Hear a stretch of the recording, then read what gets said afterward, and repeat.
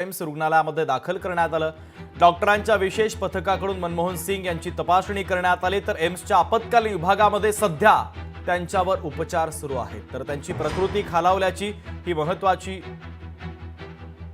बातमी आपण पाहतो। यामध्ये एक महत्त्वाची अपडेट आता समोर आलेली आहे। तर माजी पंतप्रधान मनमोहन सिंह यांचं निधन झाल्याची ही बातमी आहे। रॉबर्ट वाड्रा यांनी या संदर्भात माहिती दिली।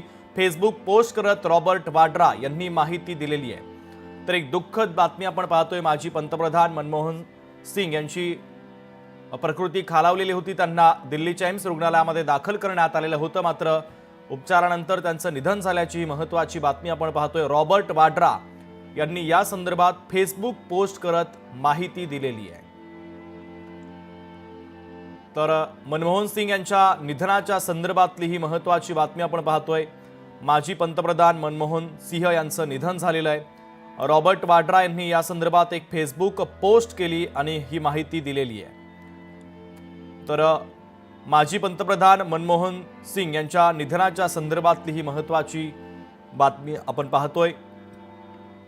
दुःखद बातमी आहे। माजी पंतप्रधान मनमोहन सिंग यांचं निधन झालेलं आहे। रॉबर्ट वाड्रा यांनी या संदर्भात फेसबुक पोस्ट करत माहिती दिलेली आहे।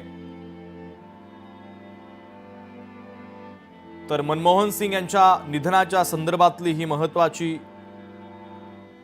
बातमी आपण पाहतोय। माजी पंतप्रधान मनमोहन सिंग यांचं निधन झालेलं आहे।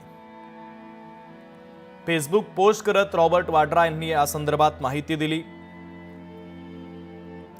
काँग्रेस सरकारच्या काळात पंतप्रधान म्हणून त्यांनी काम केलेलं होतं। भारताचे माजी पंतप्रधान मनमोहन सिंग यांचं निधन झाल्याची ही महत्त्वाची बातमी आपण पाहतोय।